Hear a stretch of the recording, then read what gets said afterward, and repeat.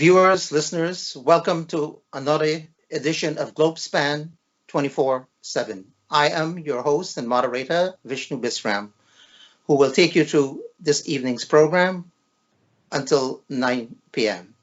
We have a very bevy of speakers tonight. In the studio with me this evening is Nala Singham, and we'll be joined later on by three other speakers, Mr. Timothy Jonas, Mr. Christopher Ram, and a gentleman from India. First, the topic for tonight's discussion is on the United States elections, which will be held on November 3rd, this coming Tuesday. We or Globespan spent several months on the Guyana elections, and I'm pretty sure we wouldn't need to spend that long period of time on the American elections. I am pretty sure that it will be held expeditiously on Tuesday. I mean, we'll get a result expeditiously on November 3rd or shortly thereafter on the outcome of the elections. I would like to begin this evening to talk a little about what this elections is all about. Now, most eyes are focused on the presidential elections, but in addition to the presidential elections, there are also elections to the United States Congress, which is critically important as well.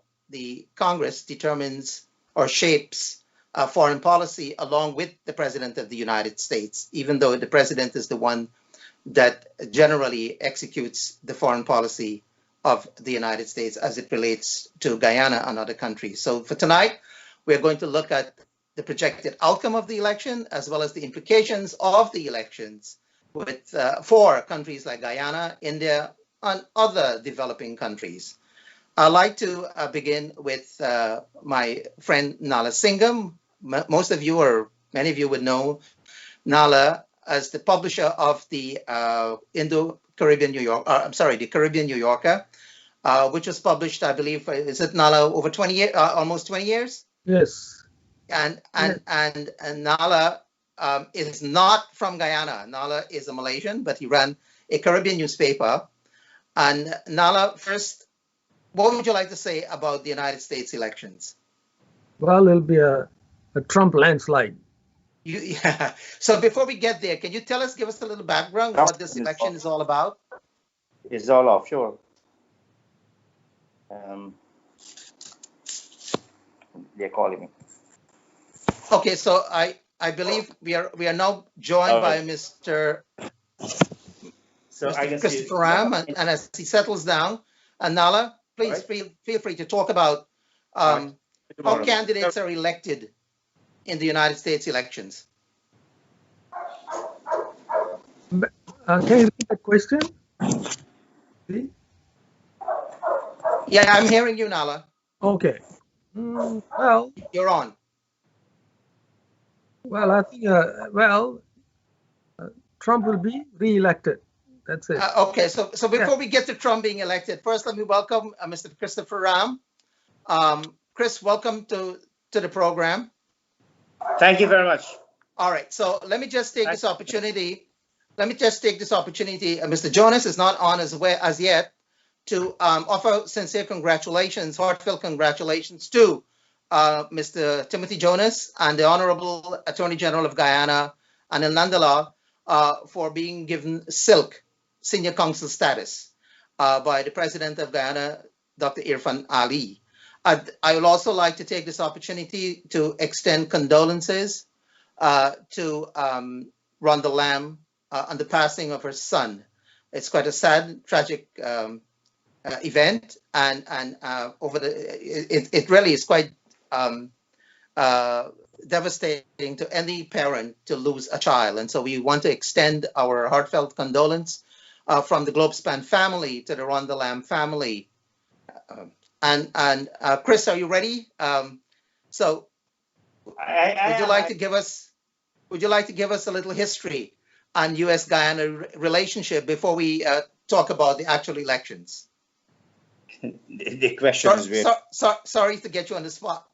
Where do we start? Are we starting from the Atkins Nail Base where in the pre-independence days we give the. I think the 1950s. I think 1950s would be ideal because I believe that's when the United States really became involved in U.S.-Guyana relationship. It actually was there before. I mean, when the Atkinson Air Base, that was an American air base. We mustn't forget that's that. Quite true. That's quite true. Before the war. But yes, it became very prominent when there was the collusion between the British and the Americans to push Jagan out of power on the grounds that he was, there must not be another communist state in the Caribbean, and so he was the victim of the conspiracy between the British and the Americans, and the victim of the Cold War. That position remained for several years.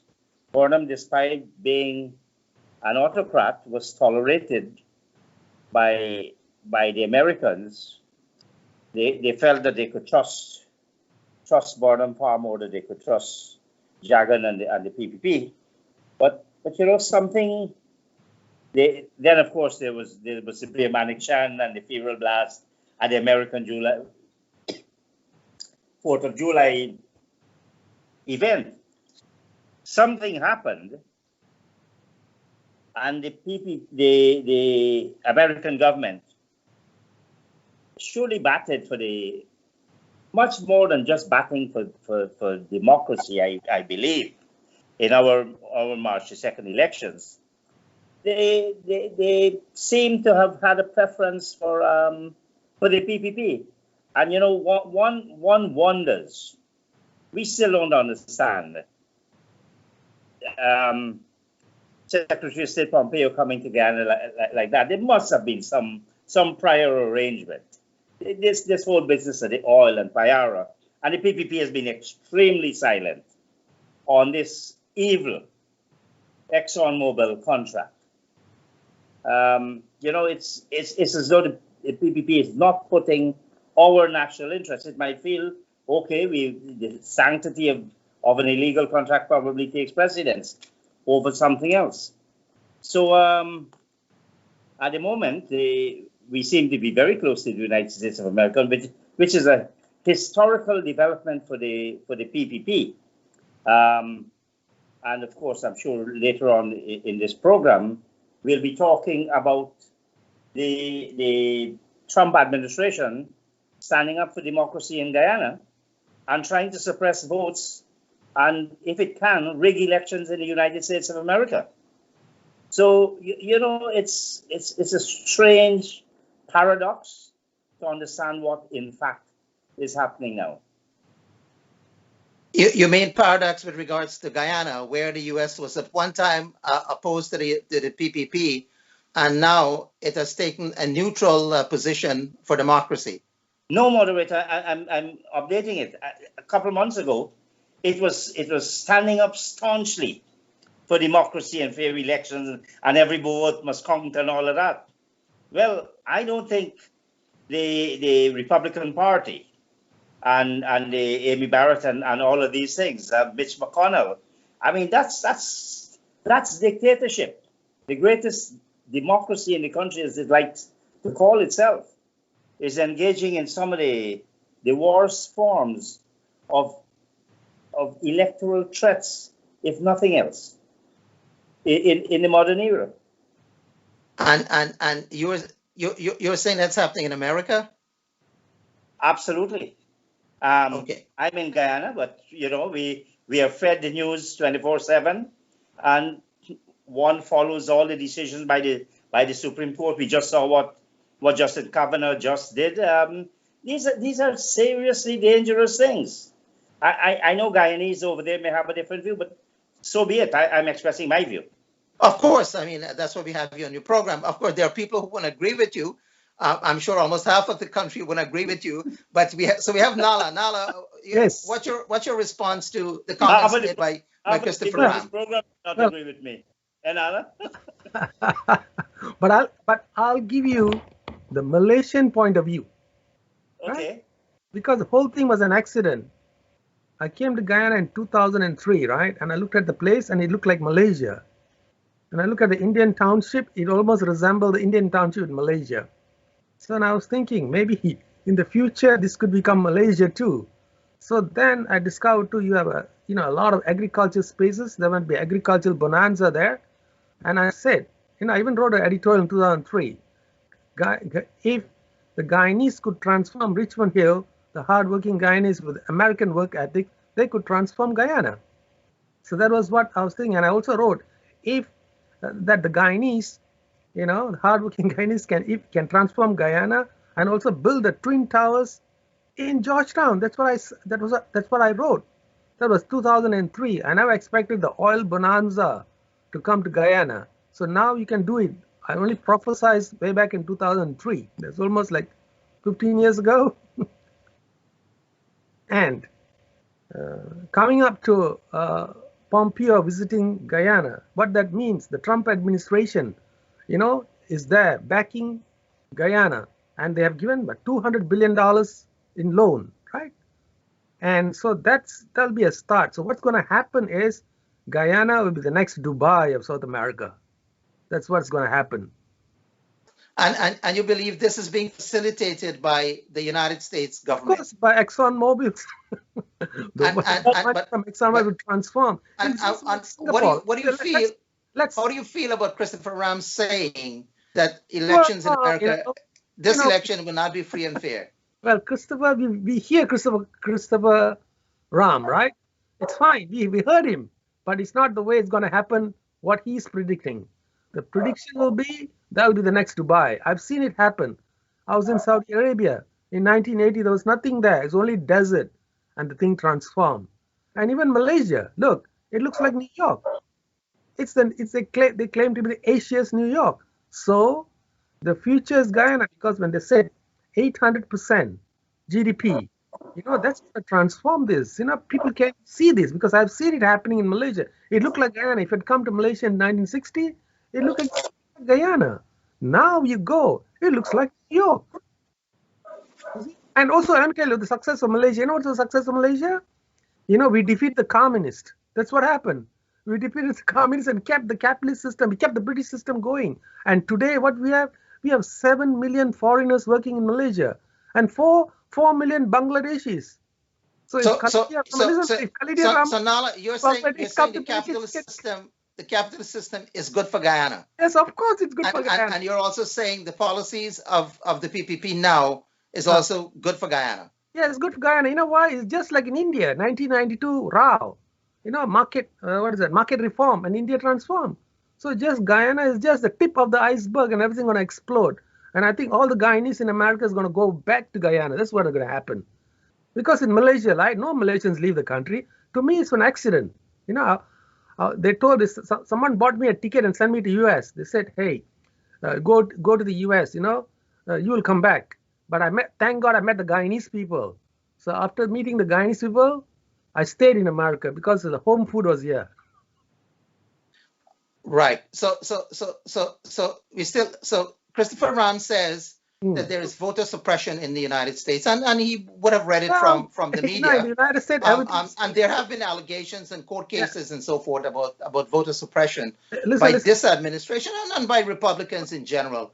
But so far today, there are 75 million people have already voted in the American election, which is much more than half than those who participated in the 2016 election. So I don't know if voter suppression would have played such a major role in the election. So Chris, Nala feels that and he said earlier before you came on that the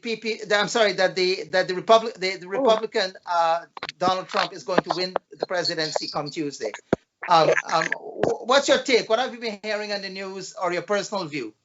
Well, I think it's very bad for the not only for America, but for the world. You have a misogynist. I'm hearing them, but I'm not there. You're here. I can see you. Oh, welcome. Welcome. Okay, from India. Look, from okay, yeah. So I'll get to him for a second. All of you gentlemen, welcome. Thank you. Welcome. I'm from India. Yes. Right. So nice, So Chris, you want to finish your point, and then I'll get to the gentleman. so nice to see all of them on the screen. It's clear that world leaders, the world order, the economic and political world order, have been eroded by Donald Trump over the past 4 years. Now, and as you know, Donald Trump has virtually locked in the Republican Party. Can you imagine what an unhinged Donald Trump, not having to confront the electorate again, is likely to do if he is returned to the White House on November the 3rd? I think it's extremely dangerous. I think the fact of the number of persons voting, that does not mean that there is not voter suppression. That would be an absurd link to make, that because 70 million people have voted, there's not voter suppression. Of course there is. What I think it has demonstrated is how democracy can and should work. You could almost drive by and vote. Now, Vishnu, you know, in Guyana, the challenges we have for voting, for getting on the list, you can only vote within a particular time. No mail-in vote, nothing like that. So America deserves a reputation as a bastion of democracy. But look at what has happened with the Supreme Court. Look at what has happened with the abuse of the executive orders. Look at what has happened with the rolling back of regulations that are intended to promote the well-being and the welfare of the world. It's almost, Trump poses almost an existential threat to the environment. And I can understand, I don't have a problem with persons like Nala defending Trump, fine. But I'm saying, from my perspective, and looking objectively and empirically, what Trump has done. I mean, look at this nomination of Amy Barrett. You couldn't have a more cynical misuse and politicization of the judicial system than we had, led by Mitch McConnell in the Senate. But I've said enough. Okay, so Chris, essentially you're saying that the elections is very important for the constitution of the Supreme Court, which would determine a lot of issues in America, and related to that, of course, which you didn't make the point, is the composition of the United States Congress, which also can help to bring about a balance of power. And to prevent Donald Trump from this so-called existential threat that you think it poses to the world. Now, let me use this. Let me just take this opportunity to welcome our friend Dan Ratney, Sri Dan Ratnu, from Jaipur, India. Is it? Yes, it is Jaipur. And I do admire your very Jaipurian outfit, Rajasthani outfit. So welcome on board. We are discussing the United States elections and its implications for foreign policy towards India, towards Guyana, yes, and other parts of the globe as well. So would you like to chime in first? Tell us a little about yourself, and then if you could talk about the United States elections. Yes, I'm ready. I'm ready to join you. Hello. Yeah, I'm here. We are hearing you. Go ahead. So I don't agree with the gentleman. He says that Donald Trump has withdrawn from the world and he's an existential threat. So I don't agree at all with him. Donald Trump has been participating in the world events as good as the earlier administrations have been, and he has emerged. He has brought out the United States stronger than it was earlier, and I think he is leading the United States in the right direction, exerting what he calls as American interest first in his administration. So he's forwarding the interest of the United States on the world horizon in his own interest, as well as he's taking care of the rest of the world. The earlier administrations used to give everything free to rest of the world without much caring about the American people themselves. But Donald Trump is the first American president in recent times who has, in fact, exerted the power of the United States in a better way than the earlier administrations did, in my opinion. Well, of course, not everybody would agree with you on that one, and that's why we're here to discuss and debate. Just because he has withdrawn from one or two agreements which were not in the larger interest of the United States people, it does not mean that he has withdrawn from the rest of the world and that he is not participating at all. He has isolated the United States. It's not true, I think. That is a wrong interpretation. Withdrawing from the climate treaty, not many people agree with that. Withdrawing from the treaty with Iran, not many people, the Europeans don't agree with that. And withdrawing with the treaty from the Asian economies, of course, many people don't agree with that. But we'll get back to that. Let me now welcome Senior Counsel Timothy Jonas. I think this is my very first opportunity to interact with him. Timothy, are you hearing us?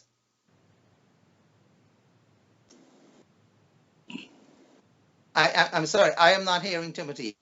Mr. Jonas. First of all, I'm very sorry to be late. I had car trouble. I just came from the office and I had some problems. As they say in school or job, it's better late than never. So we are honored to have you on, and let me offer a Globespan congratulations to you on your attaining or being appointed Silk. By the that's president. The second thing I wanted to mention. You said that and you take me by surprise. I don't think I've been appointed Silk. That is something that the full court does. When that happens, well, you have a case in court on that matter, and I don't know when it will be heard. No, well, you caught me by surprise. I'm surprised that you raised that. Okay. Is there something out in the public domain about that? Yes. I believe so. Oh my. There is Nandalal Jonas to be conferred with Silk, Office of the President. Congratulations, Tim. So maybe you have not been notified as yet? I was asked about it, and my response was that once the judiciary, it's the imprimatur of the judiciary, and once the judiciary do it, I would accept. So okay. When the full court is convened and does it, I will be happy. But until that happens, please don't call me senior counsel, because I'm not until that happens. But you know, in other societies, in other territories, senior counsel is being appointed by the head of state. I'm sorry, by the head of the head of state through recommendation of the head of government. This isn't the forum. This isn't the forum to discuss that. I agree. Right. What I will say is that the president has demonstrated he is very gracious, because he knows that I am not a supporter of his party, and nevertheless, he felt that there was something on merit and asked if I would accept the nomination from the judiciary. And once the judiciary act, I told him I would be very happy to accept the judiciary's appointment. Okay, well, nevertheless, congratulations anyway. And I think you're very deserving of it. At whatever point in time you accept it or get it, you're sure deserving of it. I think many people have seen you in action during the elections and considered you one of the finest attorneys, and your performances, along with Christopher Ram and others who championed democracy for us during that 5 months period of time. Christopher Ram is one of the icons in our country. No doubt about that one. You quarrel with anybody. No one would dispute you on that one. That's not deserved. And he's an icon in several aspects of the word. He's an outstanding accountant, and then, of course, one of the finest attorneys. The program is about America and its election. Yeah, I know he is very bashful on that. So I believe we're about to take a break now, and we'll be back. Travelspan is pleased to announce that the airport in Guyana is now open. There are flights from New York and Miami non-stop to Guyana. Call Travelspan for all your travel needs to Guyana or for your vacation to Mexico or Punta Cana. Call 718-845-0437. That's 718-845-0437. Flights are now on sale to Guyana and vacation packages are now on sale to Mexico and Punta Cana. Call 718-845-0437. Logistics International, based in Trinidad with representatives in Guyana, is pleased to announce its shipping services from Trinidad to Guyana. Logistics provides shipping services and has experienced personnel to handle all of your shipping needs from Trinidad to Guyana. Buy in Trinidad and let Logistics handle all of your shipping to Guyana, from small boxes to container sizes. Call Logistics in Trinidad at 1-868-336-8218 to handle all of your shipping needs, and they handle all sizes. Logistics International has been shipping for over 22 years to many Caribbean countries with reliability and dependability. Call 1-868-336-8218 in Trinidad. That's 1-868-336-8218. Or email at liclcargo@gmail.com. So viewers and listeners, welcome back to the program again. Joining us now is, of course, Timothy Jonas, Mr. Ratnu, Mr. Christopher Ram, and Mr. Nala Singham, and I'm your host, moderator Vishnu Bisram. So I'd like to begin with Mr. Jonas, if you would like to make a contribution about the United States elections and its implications for relationship with Guyana. That is such a difficult topic. I think that we benefited from a hardline presidency during our own election. There is no soft soaping the current administration. When they take a point of view, they are no respecter of persons, and they took a point of view with us. And I think that is the only reason we had a fair result of our election. The ambassador was very forthright, very direct. Their Secretary of State was very forthright, very direct, and I think that is what prompted the correct result and the retreat by the individuals who wanted to usurp the system. Now, that is good when elections are taking place. When you have other issues, financial issues, economic relations, the diplomacy of that enormous power in the region, I think that because we are now a global village economically, we have to work together. And I believe that the outcome of the elections is going to be fundamental to how happy that relationship is. Why this change of position of the United States? Historically, they had supported fraudulent elections in Guyana during the Bonham and Hoy dictatorships. Why this? And then, of course, they were involved in the 2015 elections as well, that led to the ouster of Donald Rumsfeld. So why do you think this change in position in 2020? Why do you think what led to a position that they were going to support free and fair elections in Guyana? Don't you think it has to do with elephants fighting and the grass suffering? You see, historically, I mean, from the time of Monroe Doctrine to the time of Teddy Roosevelt, to the time of American statement of predominance in this hemisphere, those were all indications up to the Cuban Missile Crisis. Those are all indications of a superpower saying to another superpower, you must not come here.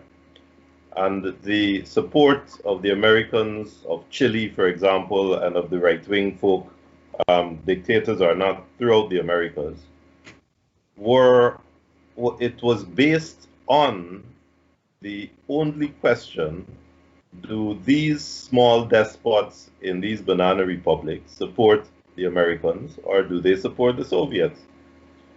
Luckily, with the collapse of the communist regime and in the late 80s under Gorbachev, what has happened is that instead of that political ideology and that indoctrination of communism being evil, we now have a more economic oriented policy. And I think, luckily, although we have no say in it, we have no vote, that helps us.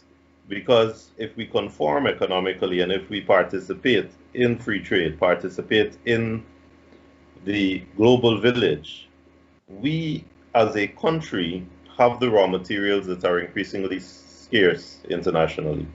And I think that that can only augur well for us once we manage our economy properly and we get rid of corruption and have a transparent system of management. Okay. In addition to us talking about the implication of the elections with regards to Guyana, we are also talking about the implications of the elections with other countries as well. And with us today is Sri Ratnuji. Ratnuji, what do you think is the implication of the elections with India and with other countries as well?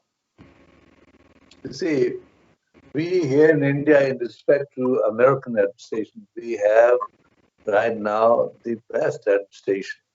For the first time, an American administration has fully supported India on the issue of terrorism, which is the biggest problem here in the subcontinent. It has come out openly in favor of India. Not that they are making any favor, but for the first time they have become fair in their observation about terrorism. And now the Trump administration is on the policy that terrorism anywhere is terrorism in one place is terrorism anywhere. And but you know that policy was started by President Obama and then strengthened by the Trump administration. Not in fact by President Obama. It was a policy adopted by George W. Bush, and Obama did continue with it. Yes, and then President Donald Trump has done more than that. He has openly come out in favor of India. And he has started military exercises with India, exercises with Navy, exercises with the forces on the ground. And this is absolutely unusual. Recently, Defense Secretary as well as the Secretary of State, they came together for the first time, I'm seeing, for the first time, they have come together. And they have outlined the policy of confronting Chinese threat together with the United States, along with India, Japan, and Australia. This has happened for the first time ever in the history. So this is the military aspect. Otherwise, in the other aspect, Donald Trump administration has been quite fair with India. It has not extended any special favor, but it has been fair, I think. So we appreciate. Yeah, we in India consider Donald Trump as a great hero, and he is on the right path. Earlier administration, Obama administration, has not been as straightforward as Donald Trump is, which is why our Prime Minister, when he has been to the United States and much publicized that howdy at Houston, he made it clear that he feels easier to deal with Donald Trump. He didn't name out the other administrations, but it was clear from his hint. And later on, he invited President Trump, for inauguration of the biggest stadium in the world. It was because he felt he is the right man to deal with, and it's easier to work out anything with him than the earlier administration, the earlier presidents, including President Obama. And even with Mr. Biden, Biden was a part of Obama administration. He didn't find as convenient. I wouldn't say he was averse, but he didn't find it as convenient as with Donald Trump. Donald Trump is almost a personal friend of our Miss Modi, who is the Prime Minister. But don't forget, Obama went to India twice. He's the only president in the history of the United States that visited India twice. Joe Biden visited at least once. I don't know if he went twice. But Nala, several issues were identified about the implications of the election: foreign policy, the economy, the judiciary. Any other issues you think are relevant for this elections this coming Tuesday? Oh, you mentioned Obama going to India, right? But he didn't go to One is the issue of immigration, I believe. Yeah, immigration is another issue, yes. That's a very vital issue. And why is that? Why is immigration important? See, earlier it is because of Donald Trump's policy of America First that some people who had a free hand now feel uneasy about it, which is not right. He is fair, but he will not grant a special favor to any country in the world at the cost of the citizens of the United States. And I think that that's not an unfair thing. He is right. He is defending the interests of his fellow countrymen. But you know he has suspended the immigration sponsorship program, the green card program, for incoming immigrants who have been sponsored. Suspended it, and he has also suspended or canceled DACA, that dream program for youngsters studying in the United States to regularize their status for a period of time while they're here studying.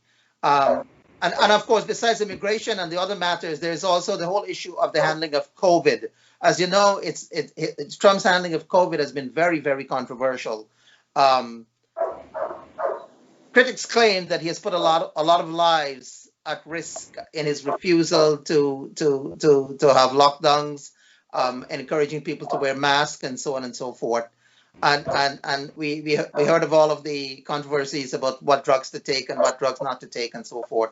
So those are also implications of the elections. Now, let's. You want to comment on that, Mr. Ratnam? Yes. See, about wearing the mask, etc. He does not wear it himself. Does not mean that he is asking others to not to wear it.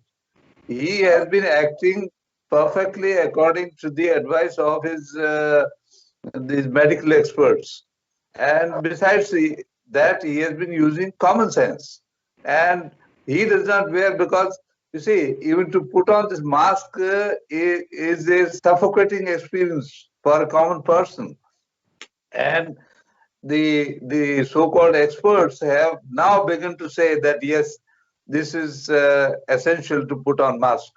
Otherwise, earlier they had said mask may be harmful too. And so Donald Trump is not wrong. President Trump, I think, has been doing, and no American president could have done it better. He has prevented, I think, so many lives from being lost. And they have been doing, his administration has been doing its best. What else could he do? Chris, I see you're nodding. Just by putting on mask upon his own face, he should set an example. And he does not accept the dictates of the media people. You put on mask every time he goes. He doesn't like it. He feels suffocation by it. But medical experts say that the mask help, and so one has to go with the science of the matter, and I don't think Trump himself is very favorable on the science of it. He is not asking others not to wear it. He is simply not wearing himself because it is a suffocating experience. Everybody is different. Everybody has got personal medical problems, so he does not wear it. There is nothing wrong in it, and he doesn't like to be dictated by anyone what to do, what to not to do. And media people have been doing it in order to defame and demonize him unnecessarily. Well, you're right. The media is saying that Trump puts people's lives at risk in his interaction among people, even when he was infected. with the virus. But look, one must give credit to Trump. He has allocated huge sums of money for the discovery of a vaccine. Many billions of dollars are being spent in the United States as well as in Europe and in India, financed by the United States government to find a vaccine. And the United States government has ordered 100 million vaccine from India. In fact, India is the only country that can mass produce vaccines. And the whole world is running to India to produce vaccines for them. So vaccine, the COVID, and is very, very important for that has implications in this coming elections. So I just would like now to focus on Nala mentioned earlier. Chris, you were nodding in disapproval. You want to comment on the gentleman, what he said? Well, yes, not on the gentleman, but what he said. I mean, Okay. You saw the news reported today that Jared Kushner told Bob Woodward in April that Trump is now leading the fight. He has set aside the scientists and the doctors. The man has to accept responsibility for a large part of that difference between 40,000 and 227,000. That is now the grim death tally. We can't treat this thing lightly. And I don't think it helps the program that an extreme view like that should go unchallenged. Everyone, just about everyone, including previous Republican scientists, have come out and have been very critical of Trump's management of COVID-19. In fact, had it not been for COVID-19, Trump would have been a shoo-in for the elections on November 3. 62% of Americans, which must mean the Democrats, the Independents, and Republicans, have passed their judgment. Now, that does not mean, and that is no predictor of the election results come next week, because you know that strange system called Electoral College. Trump could lose the popular vote by 10 million and still be elected president. That's the quirk of the American system, and that's their business, in my view. But so I don't think we can allow comments like those to be floated around without some kind of response. But Vishnu, I think there's another point that we need to talk about. Trump's attitude to race relations and to non-whites. Look how he has supported just about every single right-wing cause, including the groups all around the place. He told them, stand back, stand ready. That's a serious threat. So his attitude and the which he has fomented, and listen, I don't think it is fair to just blame Trump. Obama may have been an aberration, because what Trump has done since he came down the elevator, he has played on Americans' fears, especially the right wing. And we have seen, despite all of what has happened, he remains solid. He said he could shoot someone in Fifth Avenue, and he will not lose a single vote. The man is, in some ways, he's a genius. He knows the gentleman is voting, I think, out of contest many things. In what respect he had said.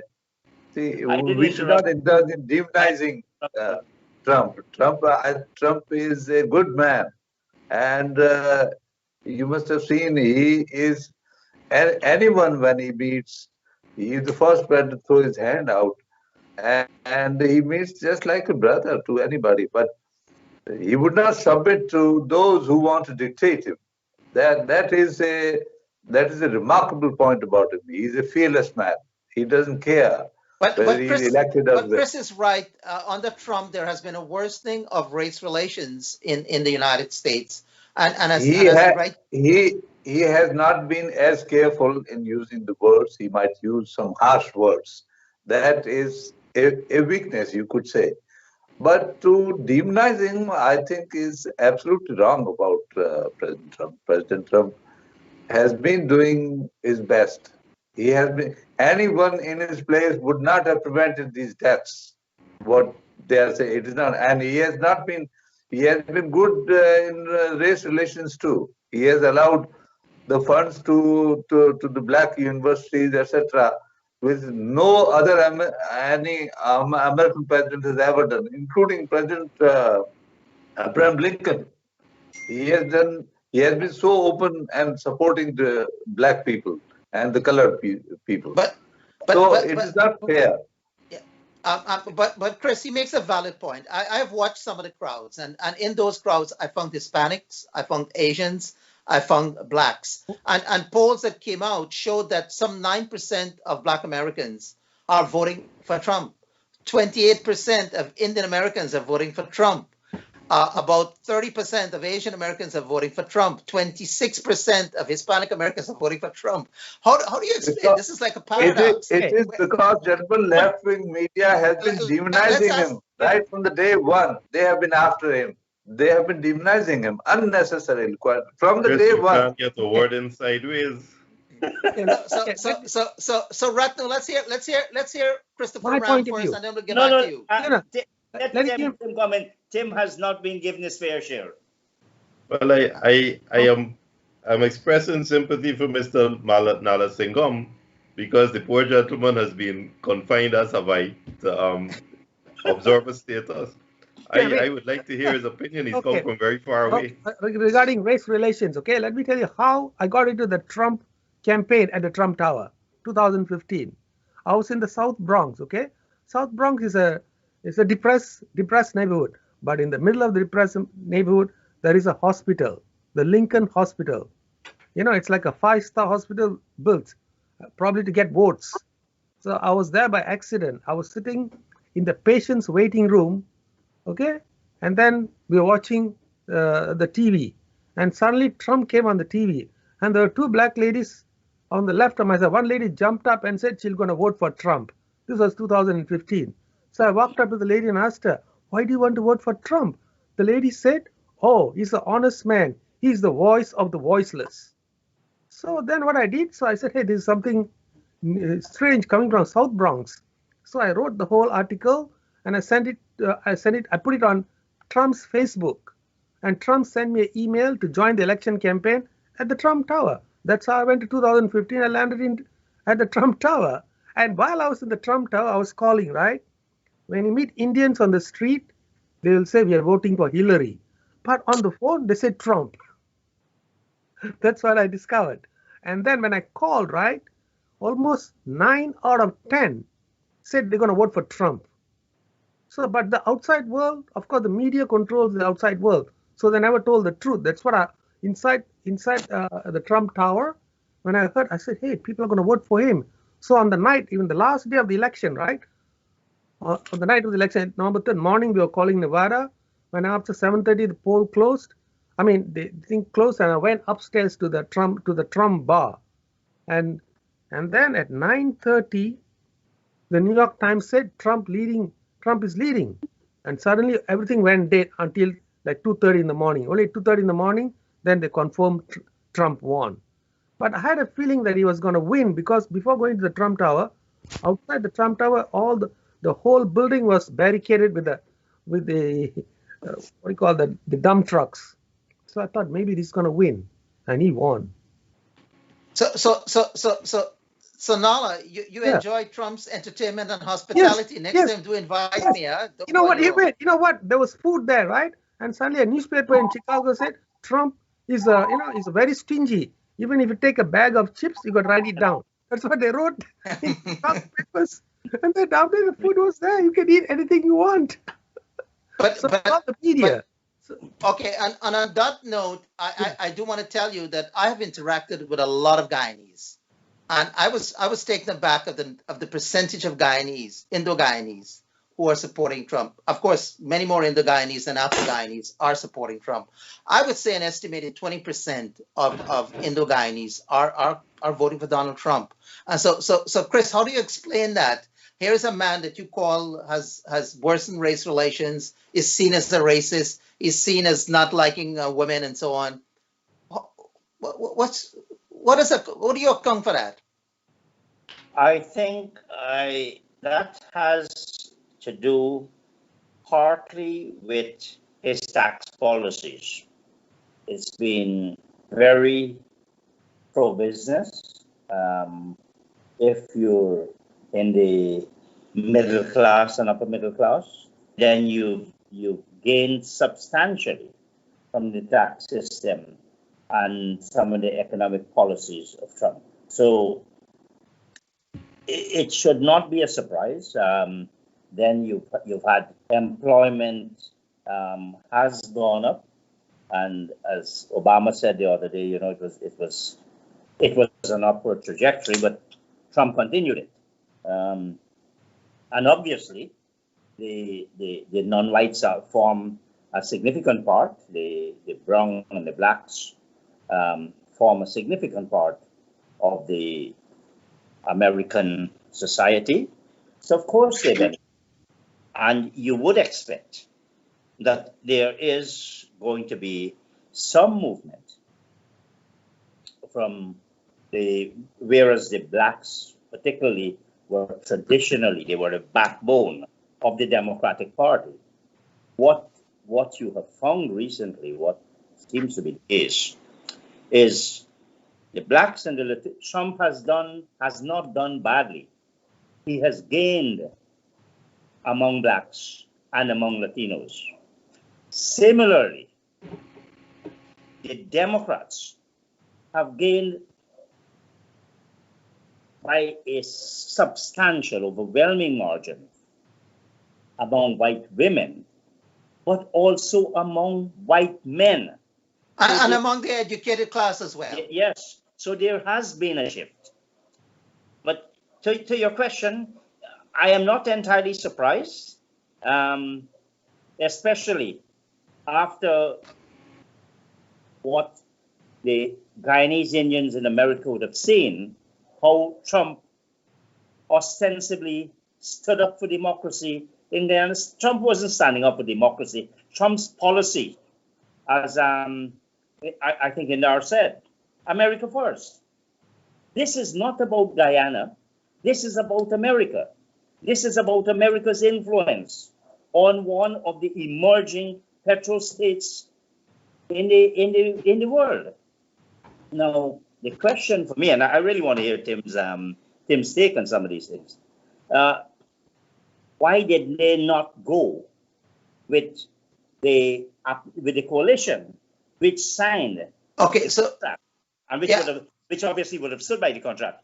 There might have been a risk that the PPP would want to tinker with the contract, but I believe that there had been an undertaking given by the PPP to the Trump administration that they will not interfere with the contract. On that note, before we listen to Timothy Jonas, we'll have a break for 2 minutes and then we'll come back. Globespan 24x7.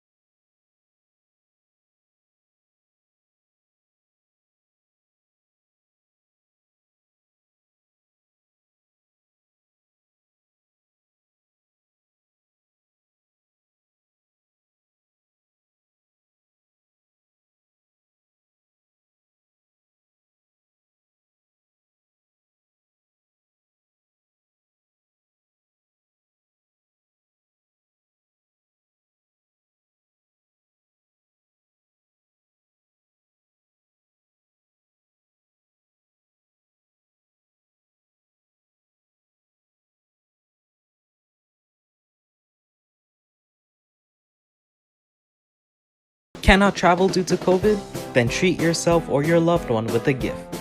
Purchase it online, then let Travelspan Shop and Ship take care of the rest. Travelspan is now offering a shop and ship program to Guyana and Trinidad. Cheap rates plus tracking and multiple offices in Georgetown, West Coast Demerara, and Berbice to take care of your package. Treat yourself and ship your Christmas gifts early this year. In Guyana, 227-1701, and in New York, call 347-238-2201. That's 227-1701. And in New York, 347-238-2201. Let Travelspan and Globespan take care of your online shopping and shipping. So welcome back, viewers and listeners. I am Vishnu Bisram, and I'm your host and moderator for this evening's Globespan 24x7 program. Join with me this evening is Mr. Ratnu G from Jaipur, Nalasingham, Malaysian Indian here in the United States, Christopher Ram, and Mr. Timothy Jonas, esteemed scholars indeed. Timothy, you want to comment, and Christopher would like to your take on it before I give my view as well. I smiled to myself when I heard the discussion. I say this with respect, that there's a certain naivety in the points of view that from where I'm sitting. I don't think that it bears discussion what the motive of the American leader is, or the Indian leader, or the Guyanese leader, or the leader from Mars. You have your country's interest at heart. So why do we waste time on a discussion on if Donald Trump is negotiating through his agents with Guyana for Guyana's interest or for America's interest? That's not even worth a discussion. Of course he's negotiating out of America's interest, looking for America's best interests, and nothing else matters. And that's to be expected. But you know, Joe Biden would agree with you, because Joe Biden and Barack Obama say that Donald Trump is not negotiating for America's interests. They're negotiating for other people's interests or his personal interests. But there you go. You see, because we are conflating Donald Trump's interest with national interest. And the fact is that Donald Trump's interest is Donald Trump. Now, I want to point out the most amazingly genius marketing strategy I have ever heard in my life. And the reason I want to do it is because Donald Trump is about marketing. We try to take his actions and draw inferences as to the quality of the man from the fact that he has polarized the races, his approach on wearing a mask, and we try to judge the man from that. And the reality is, none of that pertains to the man. The only thing that pertains to the man is marketing. He is concerned only with his image. And the reason he's concerned only with his image is because that is where votes go. So the greatest marketing strategy I have ever heard in my life is make America great again. If you're white, racist America, that means we got to get those darkies out of the country. If you're a black, moderate, liberal, make America great again is a wonderful catchword. It means we have to pursue these liberal ideas and come up with a social plan with Medicare and encourage Obamacare. If you're a religious person, it means we have to make America great by outlawing abortion. If you're a liberal from California, it means we have to make America great by recognizing the woman's right to choice. It is a meaningless cliche that was perfectly effective as a marketing tool and wrapped everybody and brought them together to give that man the victory in an election he never should have won. And that is what Donald Trump is about, marketing. So when he doesn't wear a mask, it's not because he has any personal conviction, but it is because it is good marketing to minimize the negative and to say to his followers, we are dealing with this illness. It's not important. We have the best scientists and the best doctors and the best this and that, and we can sort it out, because that is what marketing is about. And none of it reflects on the man except his innate amorality, because truth or lies are irrelevant. What is relevant is to sell the story that gets him the votes, marketing. So don't let's be label wearing masks or what his intention is when he's negotiating or why he says stand by to his gunslinging white supporters. It's all about maintaining the support without alienating the people who are on the border and may or may not vote for him. It's all marketing. Excellent summary and analysis of Donald Trump's behavior, political behavior in this election and over the last 4 years.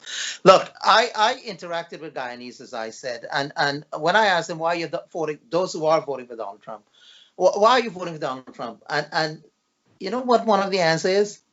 Donald Trump and the Republicans support democracy in Guyana.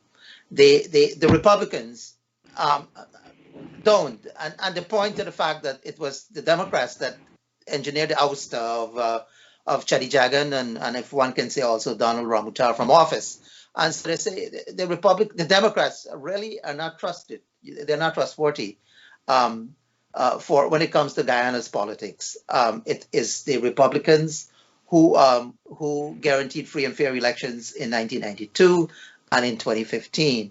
And so then why should we blame? Why should we not understand the positions of those Guyanese who say, look, America is for Guyana.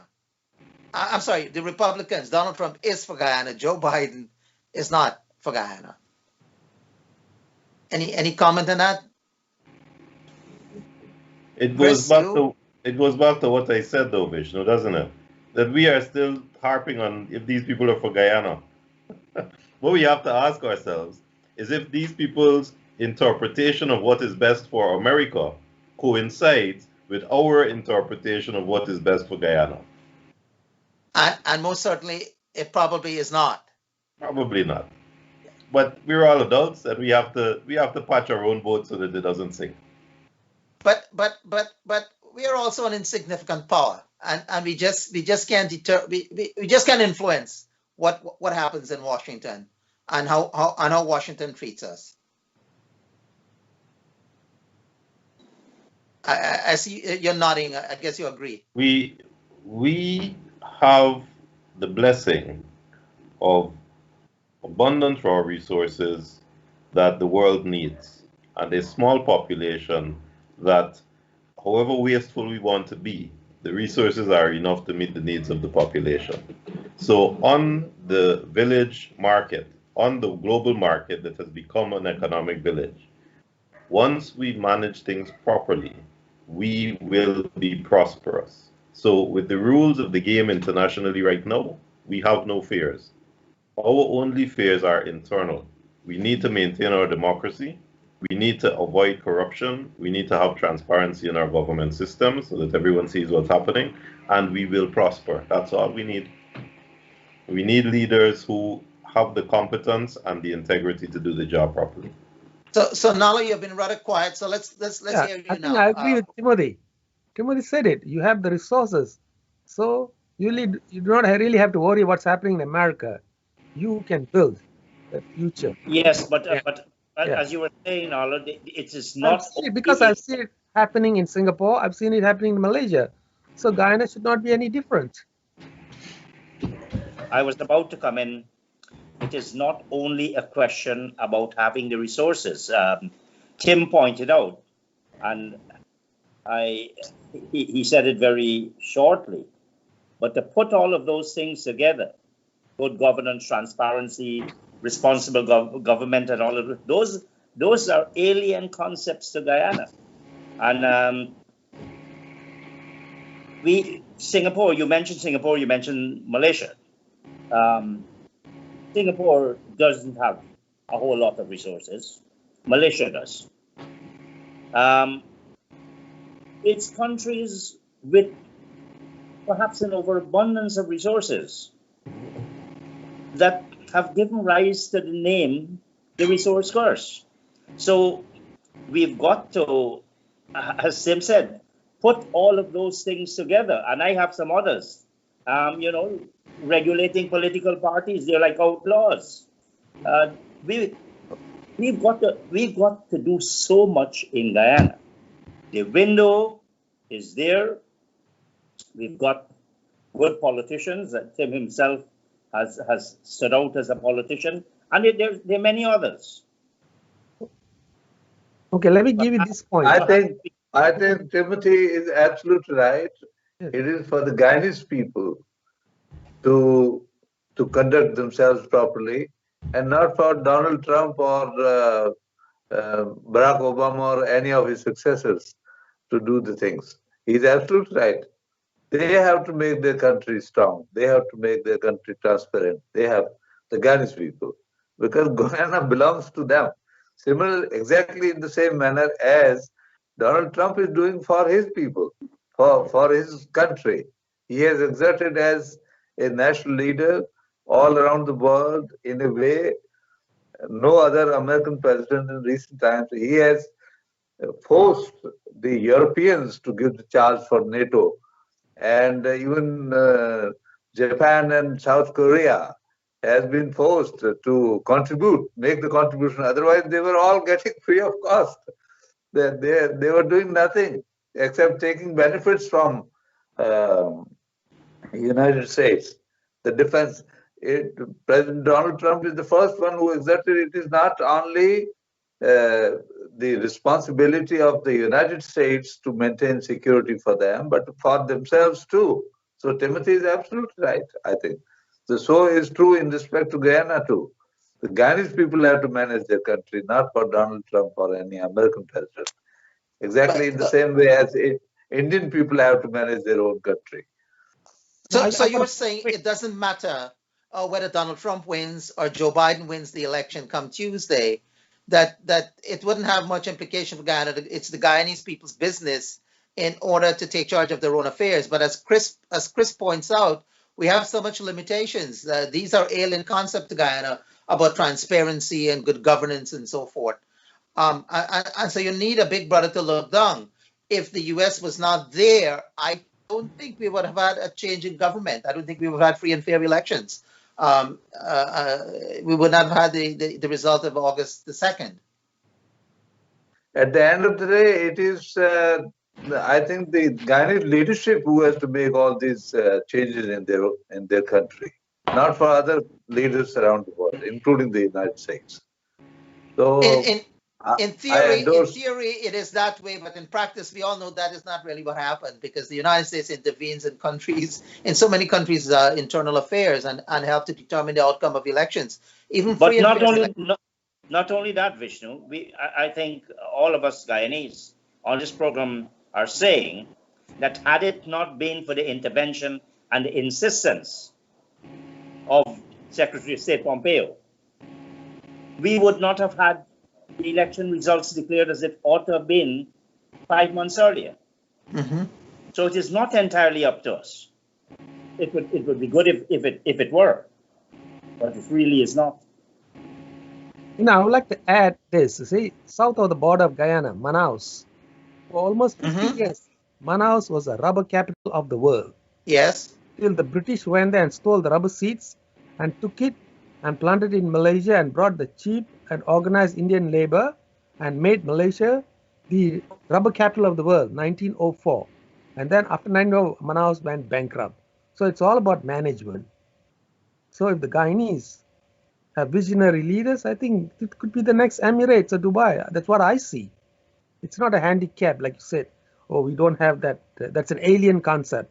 I think now you have the resources, so things will just fall into place. I hope so, Nala. I really hope so. Nala is quite right. You see, some of these Asian countries which have emerged as the tiger nations, for example, Malaysia, Hong Kong, and which now is part of China, but earlier it was almost it was a sovereign part of China. So they emerged because of their own efforts, not the other powers imposed the systems of management over there. They could be catalysts, but they can't manage their country. Their own leadership have to do it all. Okay, so we are being joined on the phone now by Vishnu Mahadev, a community advocate, community activist who is well involved, very well involved in American politics and community politics here in Queens, New York, in the greater Richmond Hill area. So Vishnu Mahadev, not Vishnu Bisram, Vishnu Mahadev. So Vishnu, are you on the line? Yes, sir. In fact, I'm so glad to join this conversation because I would like to add some clarity to the information that is being discussed. Please proceed. Yes, sir. I can hear you loud and clear. So we're hearing you. Go ahead, Vishnu. Please make your contribution. Well, as is right now in the United States, in fact, especially in the state of New York, we are actually going through our 5th day of early voting. What we know for a fact here is that in the United States, our foreign policy does not radically alter because of a change of government. Our State Department employees are professionals who are employed throughout administrations, and there is no change of employees when there is a change in government. Very few people are being moved because of political appointees. So we have a very mature democracy where professionalism reigns.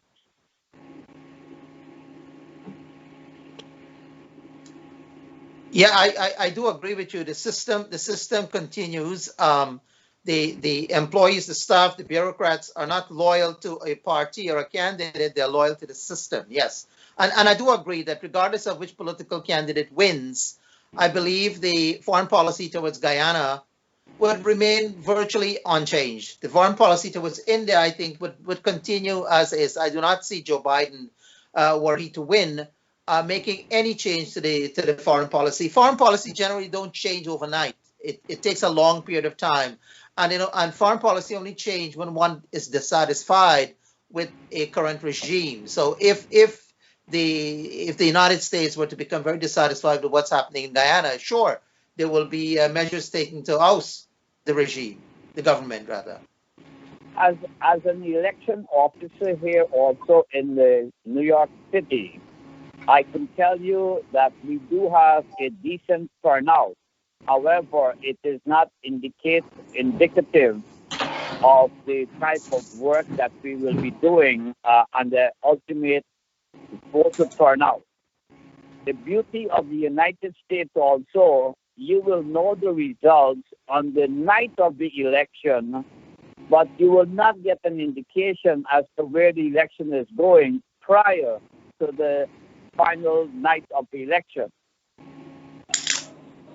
But Vishnu, we may not have an outcome on November 3rd in the evening because of all of the absentee ballots and mail-in ballots and so forth. It might take days in order to have a complete count. That is going to be a small percentage, and in any case, remember, everyone is done electronically now when you go in the early voting.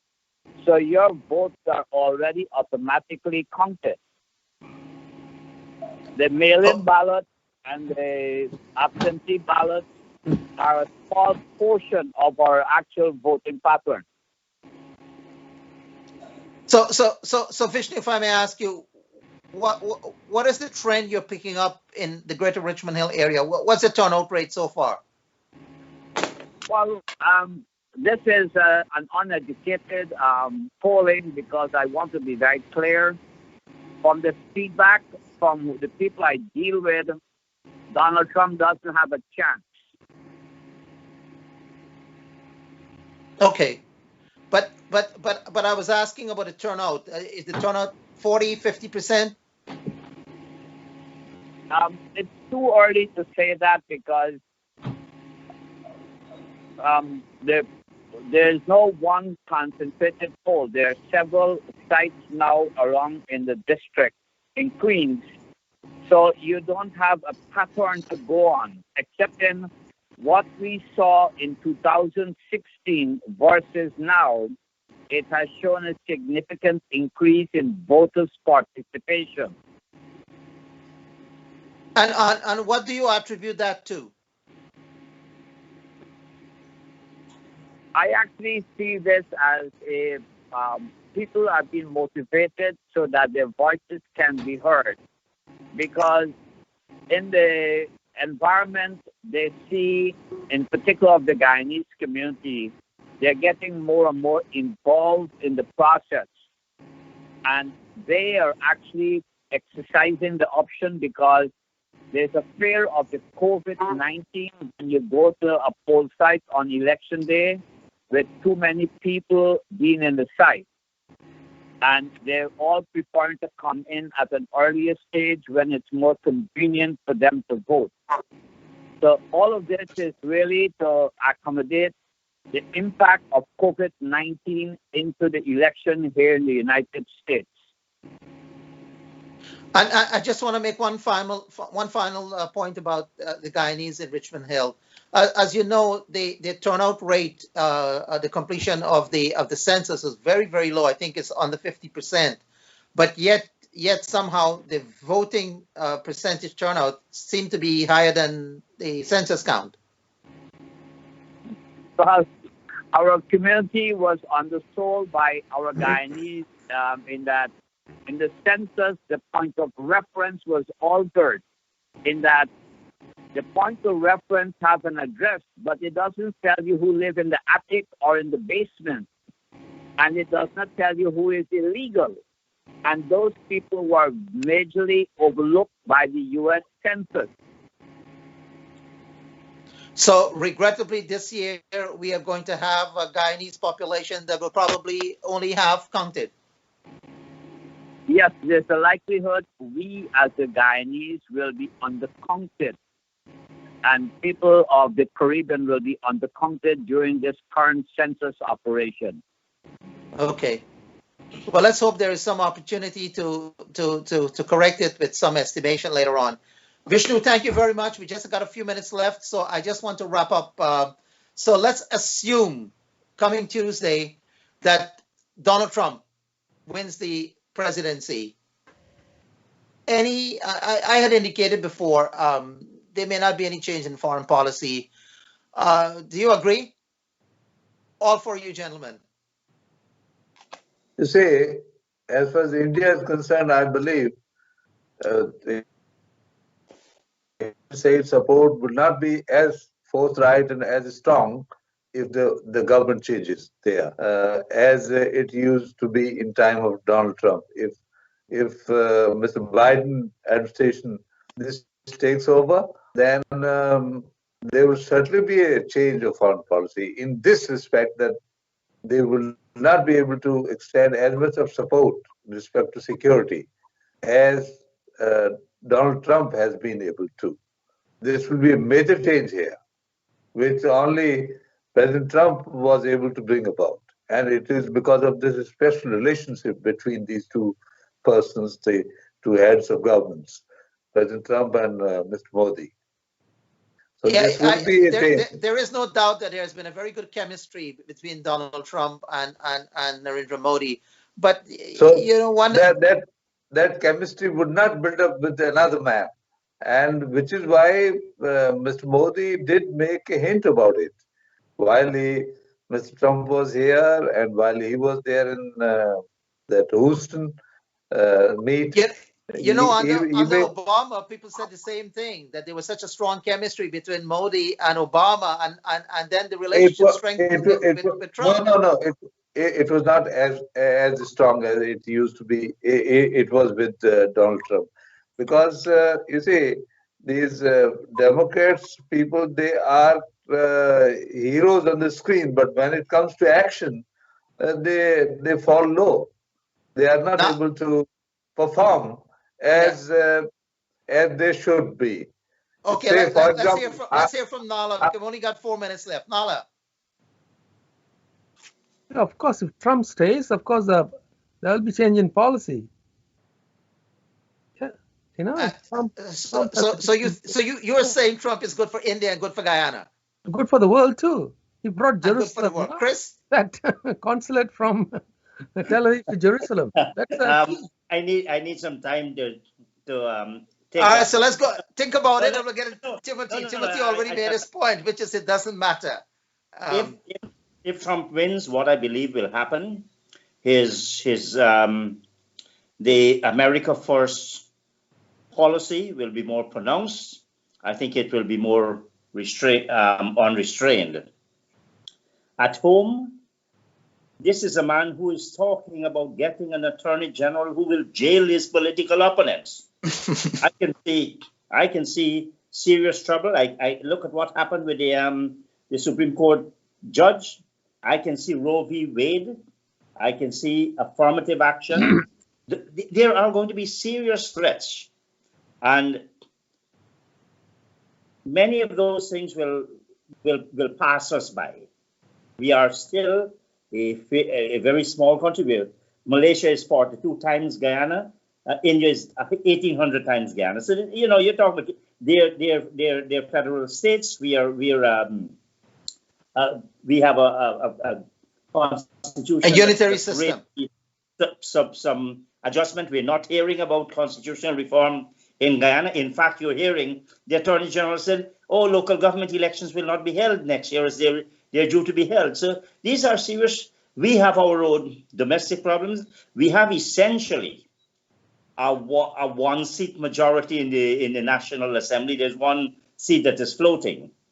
We tend, and governments tend to forget that when they get into power, the euphoria of being in power makes them forget the realities, makes them forget who helped to bring them to power. It is all they and all their supporters. That's been consistent even pre-election. So I don't believe what happens in America will affect Guyana that much, but we have our own problems and we better start working on fixing them. Thank goodness we got some young upcoming politicians, and they have to start making their voices heard in a very strong and strident and focused way. That's my contribution, sir. Timothy? Guyana will make it. I'm very optimistic about that. I smile again. We keep reverting. I heard people talking about the chemistry between Modi and Trump. When you got the biggest, strongest man in the yard, you make friends with him. Chemistry will always be good. You'll make sure it's good. So I don't know. I agree. I agree there. We need to pay too much attention to personal relations. The leaders of the European Union snubbed Trump. We saw that. He was gauche and they were disdainful of him.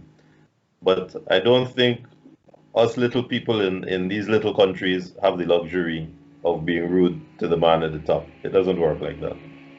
Okay, well, look, we only got about a minute left. And so let me just bring you up to date of what the latest polls are saying in the United States. They are saying that the next president of the United States will be Joe Biden, and that he's going to sweep the elections, and that the Democrats are going to sweep the two houses of Congress as well. Of course, the two gentlemen from India and Malaysia may not agree with that result. I am a person of science, and I support science, and so I essentially tend to agree with that projected outcome based on what I'm reading in the media, as well as in my own personal conversations with people. That I think come Tuesday there is going to be a change in administration. Is it good for the world? Well, that is yet to be seen. But I do believe Joe Biden will be quite different from Donald Trump. I think Joe Biden is going to interact with the various centers of power, Europe, Asia. I'm not sure who they can interact with in the Caribbean or Latin America, but surely they're going to take all views into consideration. Is Joe Biden good for Guyana? I don't see much difference in foreign policy. As Timothy said, when these elephants are parading around, who wants to mess with them? I mean, we are a little nation. We have our own issues and problems to take care of. Mr. Ratnu, you nod in disapproval or approval? Yes, I do agree with you that whoever is the next president, the people, the other countries around the world will interact with him, friendly and good as he is. He is a good gentleman, and he will look after his own country and rest of the world. But he will interact more, as you rightly say. He will interact more with the world than Mr. Donald Trump. But it might be at the cost of the American people's interest. Okay, And look, gentlemen, I want to thank you all very much for taking your time off to join I wish 24/7. I wish to Please, have go ahead. a few seconds of, if Go you ahead. allow me.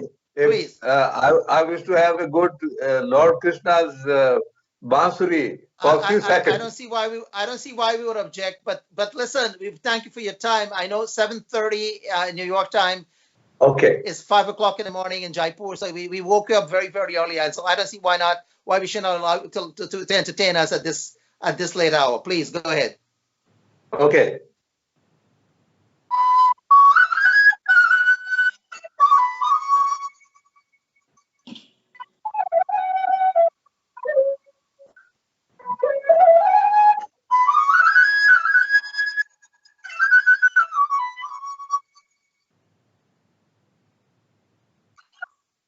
Thank you. Well, again, thank you all very much, and once again, our sympathy. A new dimension to the discussion.